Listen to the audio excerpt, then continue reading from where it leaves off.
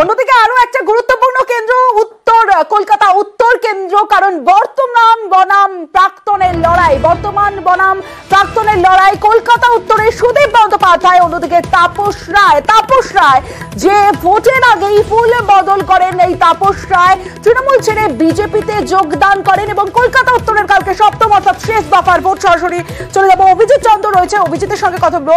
অভিজিৎ, কালকের এই ভোটে কলকাতা উত্তর কেন্দ্রে তাপস রায় কতটা বেগ দিতে পারেন?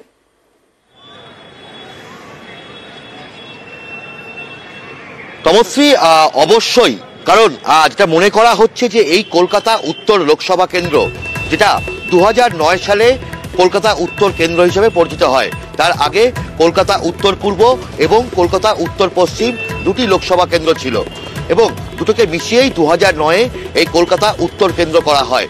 এবং সুদীপ বন্দ্যোপাধ্যায় 5 বারের সাংসদ হলেও যে তাপস রায় এই উত্তর কলকাতা থেকে দীর্ঘদিন ধরে তিনি বিধায়ক ছিলেন, একসময় বিদ্যাসাগর কেন্দ্র থেকে তিনি বিধায়ক ছিলেন, একসময় তিনি বড়বাজার কেন্দ্র থেকে তিনি বিধায়ক হয়েছেন, পরবর্তীকালে বরানগর থেকে তিনি বিধায়ক হয়েছেন।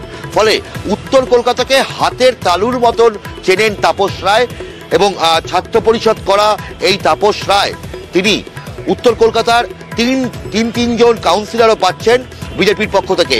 ফলে উত্তর কলকাতায় লড়াই জমজমাট এমনটাই মনে করা হচ্ছে।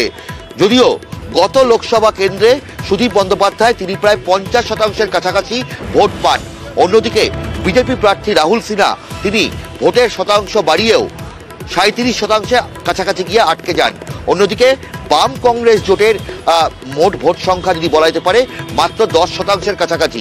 ফলে এবারও বাম কংগ্রেস জোটের প্রার্থী প্রদীপ ভট্টাচার্য কতখানি এখানে দাগ ফোটাতে পারবেন সে নিয়ে সংশয় রয়েছে।